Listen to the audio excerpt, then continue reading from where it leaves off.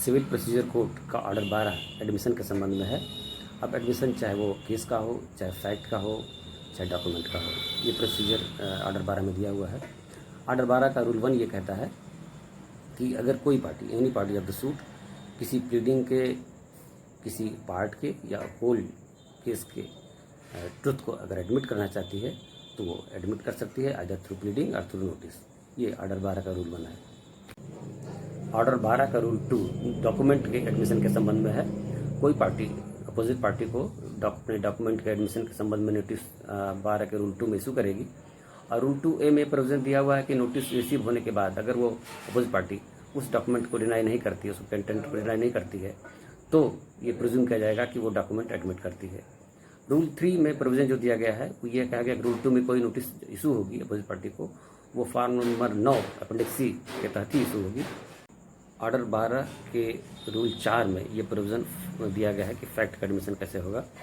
तो रूल 4 में ये कहा गया है कि अगर कोई फैक्ट के एडमिशन के संबंध में कोई भी पार्टी अगर चाहती है तो नोटिस इशू करेगी अपोजिट पार्टी को, और वो स्पेसिफिक सिर्फ उस केस के संबंध में फैक्ट का एडमिशन होगा, और उस केस के फैक्ट को वो पार्टी अगर एडमिट करने की नोटिस इशू करती है तो रूल 4 में ये प्रोविज़न बना हुआ है कि ये जो नोटिस इशू होगी ये फॉर्म नंबर 10 के अपेंडिक्स C के तहत ही इशू होगी।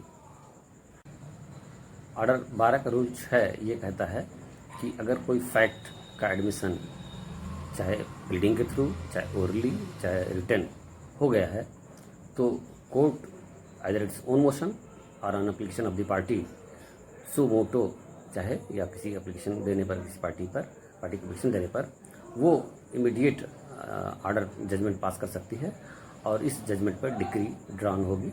ये ऑर्डर 12 का रूल 6 कहता है एडमिशन ऑफ फैक्ट के बारे में। ऑर्डर 12 का रूल 7 ये कहता है कि किसी डॉक्यूमेंट के या फैक्ट के एडमिशन के संबंध में उसके वकील या उसके क्लर्क की सिग्नेचर एफिडेविट, सिग्नेचर एफिडेविट पर जो सिग्नेचर है उसके थ्रू वो एडमिशन सफिशिएंट माना जाएगा। ये रूल 7 का प्रोविज़न है।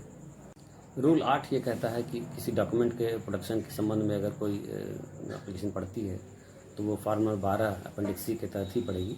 ये प्रोविज़न दिया हुआ है। रूल 9 में कास्ट का प्रोविज़न दिया हुआ है। तो कुल मिला के जो ऑर्डर 12 हमने देखा एडमिशन के संबंध में ये प्रोसीजर दिया हुआ है, admission of fact, admission of case, admission of document, ये तीनों का एडमिशन के बारे में दिया हुआ है डिटेल, कैसे एडमिशन का होगा, कोई नोटिस कैसे इशू होगी एडमिशन के बारे में। तो ये ऑर्डर 12 एक इम्पॉर्टेंट ऑर्डर है CPC का। ठीक है।